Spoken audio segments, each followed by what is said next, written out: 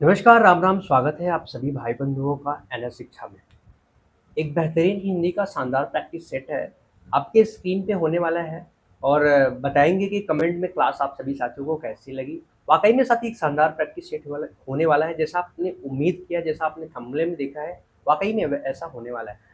तो क्लास का आनंद लेने के लिए क्लास में अच्छे से बने रहेंगे अंत तक, तभी मज़ा आएगा, अन्यथा मज़ा नहीं आएगा। जब आप स्टार्टिंग में आएँगे उसके बाद चले जाएँगे, तो कुछ विशेष मज़ा नहीं आने वाला है। तो आपको अंत तक बने रहना है और एक जो प्रैक्टिस सेट है ये एग्ज़ाम्स के अकॉर्डिंग ही तैयार किया गया है और इसकी अगर आपको पीडीएफ चाहिए तो आपको मिलेगा हमारे जो टेलीग्राम चैनल है एनएस शिक्षा पे, वहाँ पे ये पीडीएफ मैं आप डाल देता हूँ। वहाँ पे आप जाके यहाँ पे आसानी से इसको देख सकते हैं और वहाँ पे भी आप रिवाइज़ कर सकते हैं चीज़ों को, जो चीज़ें आपसे छूटी हैं। अभी भी वक़्त है सँभल जाने का, क्योंकि एग्ज़ाम बीत जाने के बाद कुछ ऑप्शन नहीं बचता है सिवाय एक ही चीज़ के कि अरे यार! सोचा थोड़ा-सा और कर लिया होता। तो अफ़सोस नहीं रहना चाहिए, अपनी तरफ से पूरा 100% एफ़र्ट लगाने का प्रयास करेंगे और डेफ़िनिटली आपको रिज़ल्ट मिलने वाला है। तो चलिए शुरू कर देते हैं।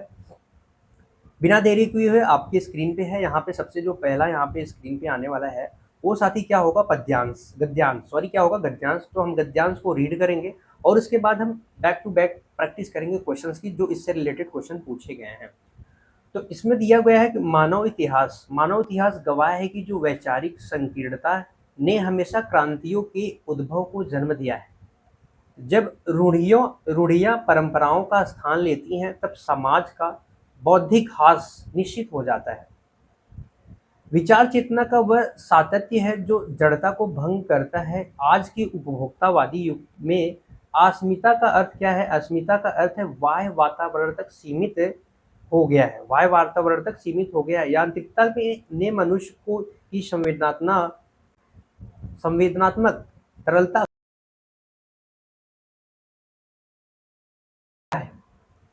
भाषा, जो कभी संवेदना की संवाहिका थी, अब केवल सूचना संप्रेषण का माध्य बन के रह गई है।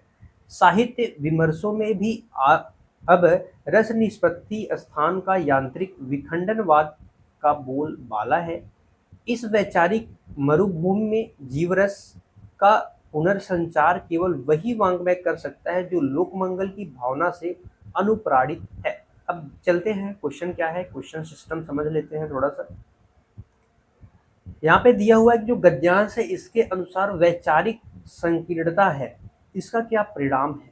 वैचारिक संकीर्णता साथ ही देखेंगे पहली ही लाइन में यहाँ पे दिया हुआ है, जो वैचारिक संकीर्णता है वो हमेशा क्या करती है, क्रांतियों के उद्भव को जन्म देती है। तो क्रांतियों के उद्भव को जन्म देने का अर्थ है option number B. Option number B वाला यहाँ पे राइट हो जाए। क्या समाज में शांति की व्यवस्था स्थापित करती है? मुझे तो ऐसा नहीं लगा। परंपराएं मजबूत होती हैं, मनुष्य का आध्यात्मिक विकास होता है? बिल्कुल नहीं होता है। यहाँ पे गद्यांश के अनुसार आपके बताना है, तो right answer option number B वाला हो जाए। अगला क्वेश्चन है, लेखक के अनुसार भाषा की वर्तमान स्थिति क्या है? भाषा की वर्तमान स्थिति आप यहाँ पे देखेंगे करीब दूसरे तीसरे चौथे लाइन में भाषा यहाँ पे दिया है। भाषा अब केवल क्या हो गई, सूचना संप्रेषण का माध्यम बन के रह गई है, यानी भाषा केवल आदान प्रदान का माध्यम रह गई है, इसके अलावा और कुछ नहीं है। तो इसके अलावा और कुछ नहीं है, तो हम वही वाला आंसर करेंगे। यहाँ पे दिया है सूचनाओं का केवल आदान प्रदान, ऑप्शन नंबर बी वाला। वह पूर्णतः विलुप्त तो नहीं हुई है, साहित्य रस पुनर्जीवित किया है, तीव्रता संवहिता बनी हुई है, ऐसा कुछ नहीं है, केवल आदान प्रदान बनी हुई है। अगला क्वेश्चन है, गद्यांश में प्रयुक्त अनुप्राणित शब्द में सही अर्थ और उसमें मूल शब्द क्या है वो आपको बताना है। क्वेश्चन नंबर तीसरा, तो जब अनुप्राणित का आप संधि विच्छेद करेंगे, शब्दों को अलग अलग करेंगे, तो यहाँ पे आपको मिलेगा अनु उपसर्ग। क्या मिलेगा साथी मेरे? अनु उपसर्ग मिलेगा, प्लस उसमें प्राण क्या मिल जाएगा, मूल शब्द, और इत इसमें क्या मिल जाएगा, प्रत्यय मिल जाएगा। तो यहाँ पे क्या है, मूल शब्द पूछा है तो प्राण, अर्थ क्या होगा, उसमें मूल शब्द होगा प्राण, और मूल शब्द प्राण, और इसका अर्थ हो जाएगा किसी विचार या भावना से ओतप्रोत। अनुप्राणित का अर्थ हो जाएगा कि ओतप्रोत, किसी की भावना से या विचार से। ठीक है, अगले क्वेश्चन पे चलते हैं। अगला क्वेश्चन आपके स्क्रीन पे, क्वेश्चन नंबर 4। फटाफट से आंसर देंगे कि उपभोक्तावादी शब्द में प्रयुक्त जो प्रत्यय है इसका सही क्रम आपको बताना है और बताना है कि इसमें कौन से प्रत्यय हैं और साथ ही आपको बता देना है कि मेरी तरफ से कि इसमें कौन सा उपसर्ग लगा हुआ है। तो जब आप इसको अलग अलग करेंगे तो यहाँ पे एक शब्द मिलेगा उप, एक शब्द मिलेगा भोगता, भोक्ता, और एक शब्द मिलेगा वादी। वादी में साथ ही वाद और ई प्रत्यय है, वाद और ई यहाँ पे दो प्रत्यय हैं, तो वाद और ई वाले हमारे राइट आंसर हो जाएंगे ऑप्शन नंबर ए वाला। क्या हो जाएगा? ऑप्शन नंबर ए वाला राइट हो जाएगा। तावाद नहीं है, नहीं है, नहीं है, यहाँ पे कोई आंसर नहीं है, ऑप्शन नंबर ए के अलावा कोई शब्द नहीं है। अगला क्वेश्चन है क्वेश्चन नंबर 5, विखंडनवाद शब्द में कौन सा उपसर्ग और मूल शब्द आपको बताना है।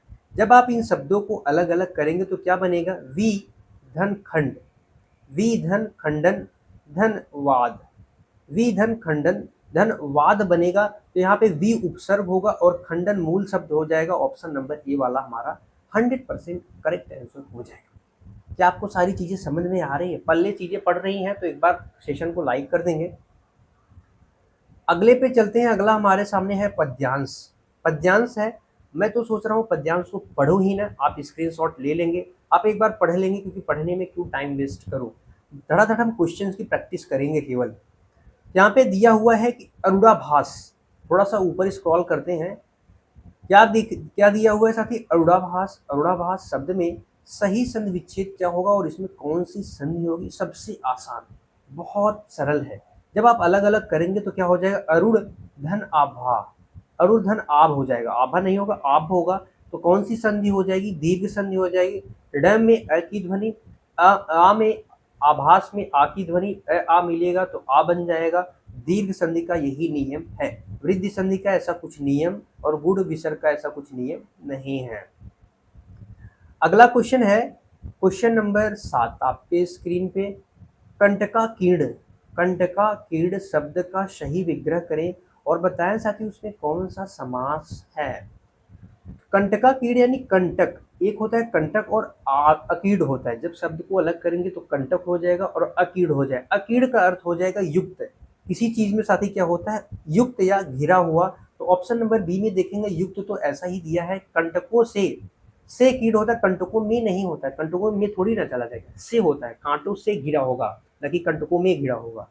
तो इसका राइट आंसर क्या होगा? Option number B. और से किसको दर्शाता है? किसी जो युक्ति को, साधन को, वजह को दर्शाए वही करण कारक होता है। संप्रदान साथी अलगाव को दर्शाता है और द्वंद्व समास में दोनों पद प्रधान होते हैं। अधिकरण में इसका चिन्ह होता है में और पर होता है, लेकिन यहाँ पे में का प्रयोग नहीं होगा, इसलिए ये सारे ऑप्शन हमारे गलत हो चुके हैं। अगला क्वेश्चन, अंधकार की गुहा कलिमा में कौन सा अलंकार परिलक्षित होता है। साथ ही यहाँ पे दिया हुआ है, यहाँ पे इसमें क्या नाम है, जो पद्यांश है इसमें ही दिया हुआ है अंधकार की गुहा कलिमा।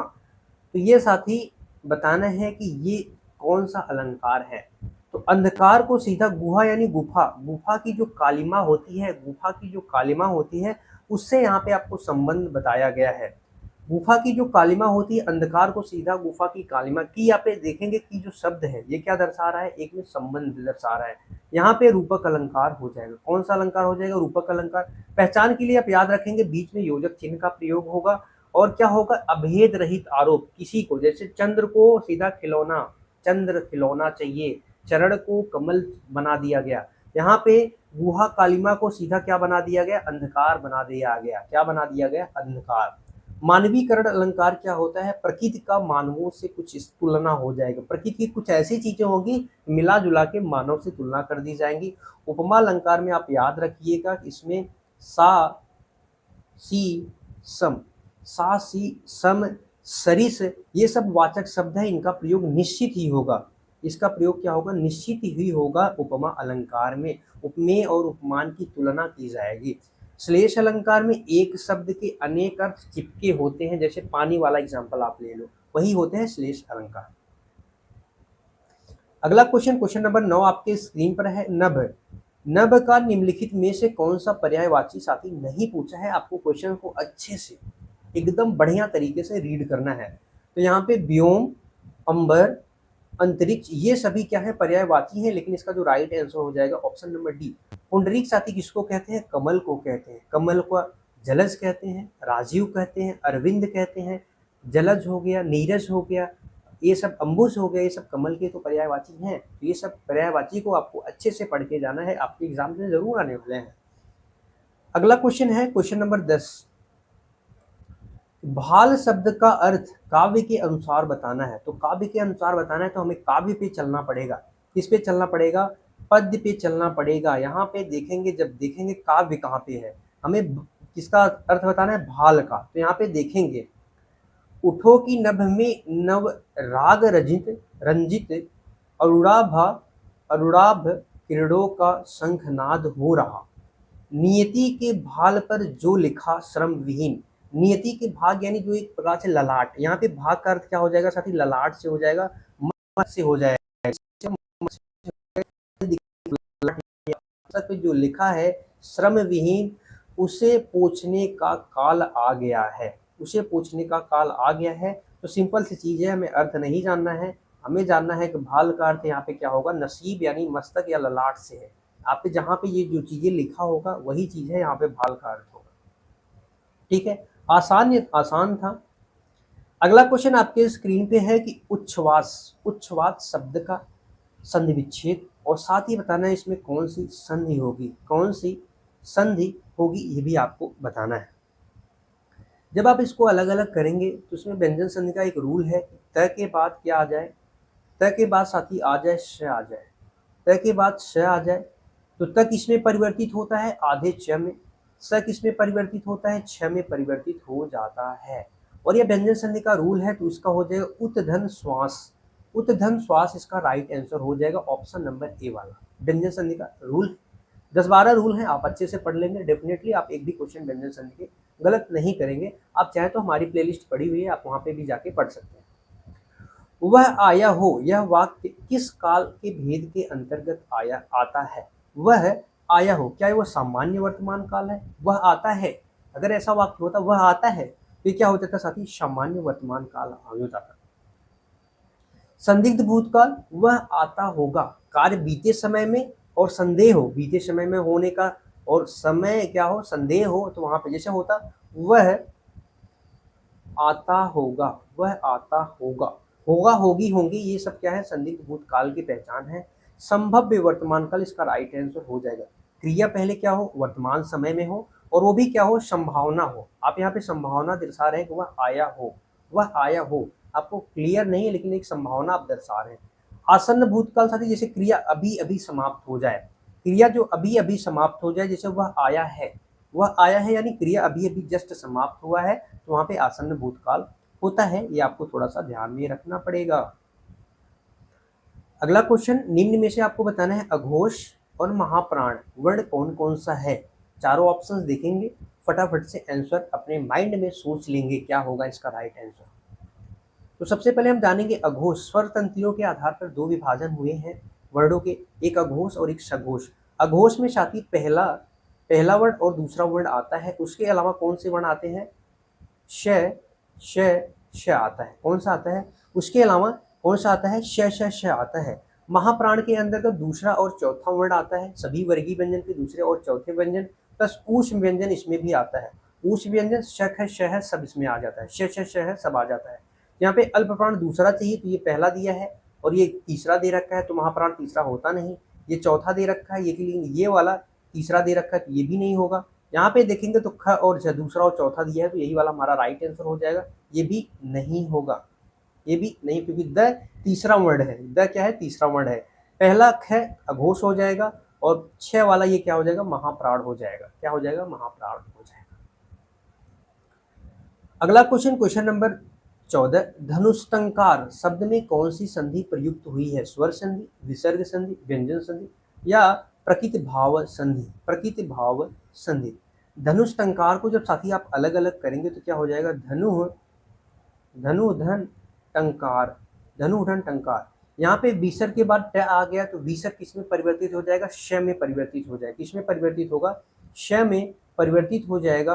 और यहाँ पे विसर्ग संधि, विसर्ग जहाँ पे भी आता है वहाँ पे विसर्ग संधि 100% होता है, 100% वहाँ पे सही होता ही होता है। अगला क्वेश्चन, क्वेश्चन नंबर 15 आपके स्क्रीन पर है कि किस विकल्प में करण कारक विभक्ति का प्रयोग नहीं हुआ है? करण कारक विभक्ति का प्रयोग नहीं हुआ, यानी माध्यम के अर्थ को नहीं दर्शाता है। वह कुल्हाड़ी से वृक्ष काटता है, से यहाँ पे साधन है, यानी कुल्हाड़ी एक साधन हो गया, कुल्हाड़ी से वृक्ष काटता है, ये तो हो जाएगा। छात्र कलम से लिखता है, लिखने का कार्य किससे हो रहा है, कलम से, यहाँ पे भी साधन दर्शा रहा है, तो ये भी हो जाएगा। गंगा हिमालय से निकलती है, जब गंगा हिमालय जी से निकलती है तो हिमालय से अलग हो जाएंगी, तो यहाँ पे भी क्या हो जाएगा, अपादान, क्या हो जाएगा साथी, अपादान हो जाएगा, अपादान कारक। जब कभी भी अलगाव दर्शाए, क्या दर्शाए, अलगाव दर्शाए, तो वहां पर अपादान कारक होता है। तार से सूचना भेजने का कार्य किसने हुआ, तार से हुआ, एक साधन दर्शाया है, तो यहाँ पे भी क्या हो जाएगा, कर्ण कारक हो जाएगा। ठीक है, समझ में आया। अगला क्वेश्चन, प्रत्युत्पन्नमति, प्रत्युत्पन्नमति में शब्द में कौन सा उपसर्ग और इसमें इसका क्या अर्थ है, साथ ही शब्द का अर्थ और उपसर्ग बताना। तो बहुत आसान है, बहुत सरल है। जब आप इसका अलग अलग करेंगे तो हो जाएगा, प्रति प्लस उत्पन्न प्लस मति शब्द से बनेगा, यहाँ पे प्रति उपसर्ग बनेगा। और प्रत्युत्पन्नमति का अर्थ होता है कि तुरंत, त्वरित आप कोई चीज युक्ति सोच लेते हैं, कोई चीज यानी कोई उत्तर आप सोच लेते हैं, तो इसका राइट आंसर हो जाएगा ऑप्शन नंबर बी, यानी तुरंत, तत्काल सोच के, युक्ति सोच के बता देना, तुरंत सोच के उत्तर बता देना, तुरंत जवाब आपके माइंड में आता है तो उसको कहते हैं, जो तत्काल सोच दे उसको कहते हैं प्रत्युत्पन्नमति। अगला क्वेश्चन आपके स्क्रीन पर है कि कौन सा शब्द कृदंत प्रत्यय है। कृदंत प्रत्यय जो क्रिया या धातु के अंत में लगते हैं। कृदंत प्रत्यय, प्रत्यय दो प्रकार के होते हैं, एक कृदंत होता है, दूसरा तद्धित होता है। तद्धित जो होते हैं संज्ञा सर्वनाम विशेषण के बाद में लग के जो प्रत्यय बनते हैं वो तद्धित होते हैं, और कृदंत यानी क्रिया या धातु के अंत में लगते हैं। तो मीठा, मीठा में आस प्रत्यय है, मिठास बनेगा, ये साथी विशेषण से बना है, ये नहीं हो सकता है। लोहा में आर, लुहार हो जाएगा। धन में वान, ये भी नहीं होगा। तो पट है, पट यहाँ पे काती क्या है, धातु है, और यहाँ पे अनीय प्रत्यय जुड़ा है। कौन सा प्रत्यय जुड़ा है, पठनीय है, यानी अनीय प्रत्यय जुड़ा है, तो इसका right answer option number C हो जाएगा। यही क्या है, कृदंत प्रत्यय है, यही साथी क्या है, कृदंत प्रत्यय है, आपको ध्यान में रखना पड़ेगा। अगला क्वेश्चन है कि राधा ने संजीव को बुलाया, राधा ने संजीव को बुलाया, इस वाक्य में कौन सा कारक है, इस वाक्य में कौन सा कारक है। तो राधा ने, कर्ता यहाँ पे कौन है, राधा है, तो ने यानी कर्ता हो जाएगा। सबसे पहले तो कर्ता आना चाहिए, कर्ता आना चाहिए। इन दो ऑप्शन में कर्ता नहीं दिया गया है। बुलाने का काम किसने किया, राधा ने, ये कर्ता हो गए। किसको बुलाया, संजीव को बुलाया।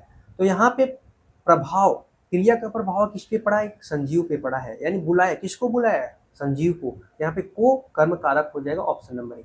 किसको बुलाया, संजीव को, यहाँ पे कर्म कारक हो जाएगा, आसान था। अगला क्वेश्चन आपके स्क्रीन पर है, क्वेश्चन नंबर 19। आंख का अंधा नाम का नयन सुख, इस मुहावरे का सही अर्थ, इस लोकोक्ति का सही अर्थ क्या होगा। लोकोक्ति का अर्थ होता है कहावत, जो अक्सर हमारे गांव में इसका प्रयोग बहुत ज़्यादा होता है। तो नाम का नयन सुख यानी आपका गुण कुछ और है, बट नाम आपकी विपरीत हो गया, तो ऑप्शन नंबर बी हो जाएगा। बाकी यहाँ पे कोई भी ऑप्शन सही नहीं दिख रहे हैं। दृष्टिहीन व्यक्ति कुछ नहीं होता, मूर्ख होना, बुद्धिमान, ये सब कुछ नहीं होता। यहाँ पे right answer option number B वाला हो जाएगा। यहाँ पे दिया हुआ है, तरनी तरुजा तट तमाल तरुवर बहुछाए, इस पंक्ति में कौन सा अलंकार है। क्वेश्चन नंबर 20 का राइट आंसर क्या होगा, तरनी तरुजा तट तमाल तरुवर बहुछाए। जब साथी वर्णों की आवृत्ति हो, जैसे चारुचंद्र की चंचल किरणें खेल रही है, च च च, ये सब वृत्त्यानुप्रास के उदाहरण है। किसके हैं, वृत्त्यानुप्रास के उदाहरण। तरनी तरुजा तट तमाल, त त त वर्ण अधिक बार आ जाए तो वहां पे वृत्त्यानुप्रास अलंकार होता है। छेकानुप्रास अलंकार वहां पे होता है केवल जब दो ही वर्ण आवृत्ति हो, केवल दो ही वर्ण की आवृत्ति हो। जैसे करुणा, करुणा कलित हृदय में, करुणा कलित हृदय में क्या रही है, रागनी बसती है। करुणा कलित हृदय में, करुणा कलित में क वर्ण दो ही बार आए हैं, वहां पे छेकानुप्रास हो जाएगा। लाटानुप्रास में साथी शब्दों की या वाक्यों की आवृत्ति होती है। जैसे पूत कपूत क्यों संचय, पूत सपूत क्यों संचय, यानी कपूत सपूत ये सब क्या है, आवृत्ति हो रही, शब्दों की आवृत्ति होगी, और वहां पे क्या होगा, लाटानुप्रास अलंकार हो जाएगा। श्रुत्यानुप्रास अलंकार जाति क्या होता है कि सुनने में एक ही प्रकार के उच्चारण स्थान जो व्यंजन वाले वर्ण होते हैं उनकी आवृत्ति होगी। जैसे दिननांत था थे, दिननांत डूबते, दिननांत था थे, यानी द वर्ण की आवृत्ति, द वर्ण के जो सभी व्यंजन है, त थ द ध न, इन्हीं वर्णों की आवृत्ति हुई है। एक ही उच्चारण स्थान वाले वर्णों की आवृत्ति होगी वहां पे वृत्यानुप्रास अलंकार होता है। अगला क्वेश्चन यहाँ पे दिया हुआ है द्विज। द्विज शब्द का अर्थ, द्विज शब्द का अर्थ है प्रयुक्त नहीं हुआ है। तो द्विज का अर्थ ब्राह्मण भी होता है, दांत भी होता है, पक्षी भी होता है, लेकिन सिंह नहीं होता है। तो राइट आंसर ऑप्शन नंबर हो जाए, सिंह नहीं होता है। अगला क्वेश्चन, क्वेश्चन नंबर 22 है आपकी स्क्रीन पर। शुद्ध शब्द का चयन करना है। कवित्री, उज्ज्वल, अंतर्धान, प्रज्वलित। यहाँ पे उज्ज्वल सबसे सटीक और सबसे सही। आधा जे जे 2 बार प्रयुक्त होगा। कवि का स्त्रीलिंग होता है कवइत्री, तो कवइत्री साथी इस प्रकार से इसकी वर्तनी क्या होगी, शुद्ध होगी। ऑप्शन नंबर ए वाले में सही दे रखा है। अंतर्धान की वर्तनी गलत है, क्या हो जाएगी, अंतर्धान होता है, अंतर्ध्यान नहीं होता है। प्रज्वलित पे ल पे साथ ही छोटी ई की मात्रा का प्रयोग होगा, तो प्रज्वलित कुछ इस प्रकार से शुद्ध हो जाएगा। अगला क्वेश्चन, क्वेश्चन नंबर 23 है कि विभावानुभाव व्यभिचारी संयोगा दृश निष्पत्ति रस सूत्र के प्रतिपादक आचार्य मुनि कौन है, और इन्होंने रस सूत्र का सूत्र यही बताया है। तो साथ ही भरत मुनि जी जो हैं ये क्या है, रस संप्रदाय के प्रवर्तक हैं। इनकी एक प्रसिद्ध रचना है जिसका नाम है भरत नाट्यम। क्या नाम है, भरत नाट्यम रचना है। इन्होंने ही रस के बारे में इस रचना में संपूर्ण उल्लेख पूरा इनका मिलता है। और इन्होंने रस की संख्या कुल कितनी मानी है, 8 मानी है। वैसे रस कुल कितने भेद होते हैं, 9 होते हैं, लेकिन ये शांत रस को नहीं मानते हैं। आचार्य जो भामह है साथी ये अलंकार संप्रदाय के प्रवर्तक है। किसके संप्रदाय, अलंकार संप्रदाय के प्रवर्तक आचार्य भामह हैं। अगला क्वेश्चन, क्वेश्चन नंबर 24 है। बरवे छंद किस प्रकार का छंद है और इनमें कितनी मात्राएं होती हैं। सममात्रिक छंद में 16 मात्राएं होती, बिल्कुल सही साथी। चौपाई होता है, चौपाई में 16 मात्राएं होती है। विषम मात्रिक छंद 24 मात्राएं होती हैं। तो 24 मात्राएं साथी दोहा में होती है। दोहा का उल्टा सोरठा होता है, सोरठा में होती है। और रोला में 24 मात्राएं होती हैं। लेकिन दोहा में 13 और 11 पे विराम होता है, सोरठा में 11 13 पे विराम होता है, रोला में भी 11 13 पे विराम होता है। लेकिन रोला की पहचान की लास्ट में जो अकारांत इकारांत मिलना चाहिए। अगर लास्ट की पहली लाइन में लास्ट में अकारांत है तो अंतिम में भी अकारांत होना चाहिए। इकारांत है तिकारांत, उकारांत है तुकारांत, तुक यानी मिलनी चाहिए लास्ट वाली वर्ण में। वर्णिक छंद वर्णों की गिनती होती है, तो इसका जो राइट आंसर होगा ऑप्शन नंबर बी। वर्वय यह अर्धसममात्रिक छंद है। 12 और 7 विषम और सम चरणों में मात्राएं होती हैं, आपको ध्यान में रखना है। अगला क्वेश्चन है, लड़का पेड़ से गिरा, इस वाक्य में किस कारक विभक्ति का प्रयोग हुआ है। पेड़ से गिरा करण है, ये से इसका चिन्ह होता है जो साधन वजह को दर्शाता है, घिराव को दर्शाता है, युक्ति को दर्शाता है। संप्रदान कारक किसी के लिए जब कोई कार्य करे या किसी के लिए कुछ दिया जाए तो वहां पे संप्रदान कारक का चिन्ह प्रयोग होता है, जहाँ पे को का अर्थ के लिए होता है। अपादान साथी क्या होता है, से जो अलगाव को दर्शाता है। कर्म क्या होता है, जो को का इसका चिन्ह होता है। वहां लड़का पेड़ से गिरेगा यानी अलग होने की बात होगी, वहां पे अपादान कारक ऑप्शन नंबर भय, डर, तुलना, दूरी, अलगाव, ये सब अपादान कारक होता है। अगला question, question number 26। Question number 26 है, बताएंगे क्या होगा इसका राइट आंसर। अस्त्र छाप की स्थापना कब हुई थी, तो 1565 में हुई थी। यही बताना है किसने करी थी अस्त्र छाप की स्थापना। साथ ही अस्त्र छाप 8 कवियों का समूह है, 8 कवियों का समूह, 8 कवियों का क्या है, समूह है। और किसने करी थी, तो गोस्वामी विठल नाथ जी ने करी थी। 4 अपने पिता के शिष्य यानी वल्लभाचार्य के इसमें 4 शिष्य हैं और 4 खुद इनके शिष्य हैं। इनको मिला के अस्त्र छाप की स्थापना करी थी, ये आपको याद रखना है। सूरदास जी को वात्सल्य रस का सम्राट कहा जाता है। और अस्त्र छाप का जहाज, पुष्टि मार्ग का जहाज किसे कहा जाता है, अस्त्र छाप का जहाज, पुष्टि मार्ग का जहाज, वात्सल्य रस का सम्राट सूरदास जी को कहा जाता है।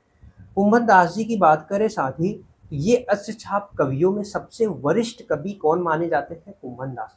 अस्त्र छाप में 8 कवियों में सबसे बड़े वरिष्ठ उम्र के हिसाब से सबसे वरिष्ठ कुंभन दास जी माने जाते हैं। अगला क्वेश्चन, क्वेश्चन नंबर 27 है। खड़ी बोली हिंदी का प्रथम महाकाव्य किसे माना जाता है और इसके रचयिता कौन है। अगर आपसे पूछा जाए हिंदी का पहला महाकाव्य या हिंदी के पहले महाकवि कौन है, तो इसका राइट आंसर होगा चंद बंदई पृथ्वीराज रासो। इनका पहला महाकाव्य है पृथ्वीराज रासो। चंद्रवरदई पहले महाकवि हैं, इसका राइट आंसर होगा। लेकिन इस क्वेश्चन का राइट आंसर नहीं होगा, इस क्वेश्चन का राइट आंसर हो जाएगा पृथ्वीराज रास प्रियप्रवास, सॉरी क्या हो जाएगा, प्रियप्रवास हो जाएगा। खड़ी बोली हिंदी का प्रथम महाकाव्य है और इसकी रचयिता कौन है, अयोध्या सिंह उपाध्याय हरिऔध हैं। साकेत किसकी रचना है, मैथिली शरण गुप्त की है। कामायनी किसकी रचना है, जयशंकर प्रसाद जी की है। मैथिली शरण जी को क्या कहा जाता है, राष्ट्र कवि कहा जाता है। क्या कहा जाता है, राष्ट्र कवि कहा जाता है। किसने कहा है, महात्मा गांधी जी ने कहा है। इनकी एक रचना है जो 1912 में आती है, भारत भारती रचना। उसी रचना से प्रभावित होकर महात्मा गांधी जी इन्हें राष्ट्र कवि की उपाधि से सम्मानित करते हैं। अगला क्वेश्चन, क्वेश्चन नंबर 28, 29 सारे क्वेश्चन आपके स्क्रीन पे हैं। शिक्षण शास्त्र में जो सूक्ष्म शिक्षण होता है, माइक्रो टीचिंग का क्रम का जो माइक्रो टीचिंग चक्र है, इसका पहला चरण क्या होता है।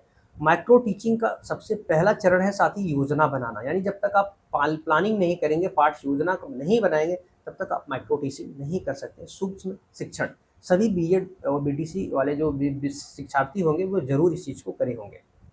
उसके बाद पहला ये चरण होता है, दूसरा चरण होता है टीचिंग, तीसरा चरण क्या होता है साथी, फीडबैक यानी प्रतिपुष्टि होता है कि आप बच्चों से लेते हैं कि क्या आपने कितना सीखा मेरे द्वारा पढ़ाए गए चीज़ों को। अगला क्वेश्चन है, कविता शिक्षण का मुख्य उद्देश्य क्या होना चाहिए। जब आप कविता पढ़ाते हैं तो वो क्या ऐसी होनी चाहिए, रसानुभूति होनी चाहिए, और कैसी होनी चाहिए, सौंदर्य बोध होना चाहिए। तो ऑप्शन नंबर बी वाला, मुख्य उद्देश्य क्या होना चाहिए, रसानुभूति और सौंदर्य बोध कराना, ये कविता शिक्षण का मुख्य उद्देश्य होना चाहिए। सतत और व्यापक मूल्यांकन, सतत और व्यापक मूल्यांकन जिसको CCE कहते हैं, उसमें व्यापक शब्द का तात्पर्य क्या है। व्यापक शब्द का तात्पर्य साथी शैक्षणिक और सह शैक्षणिक दोनों क्षेत्रों का मूल्यांकन, उसको कहते हैं व्यापक। शैक्षणिक का मतलब जैसे विषय वस्तु हो गया, जो आपके अंदर तार्किक ज्ञान है उससे संबंधित है। सह शैक्षणिक का मतलब है जैसे खेल कूद वाली प्रतियोगिता हो गई, खेल कूद वाले प्रतियोगिता हो गई, ये सब किसमें शामिल होते हैं, तो सह शैक्षणिक में शामिल होते हैं। दोनों का मूल्यांकन क्या कहलाता है, व्यापक कहलाता है। आपको याद रखना पड़ेगा।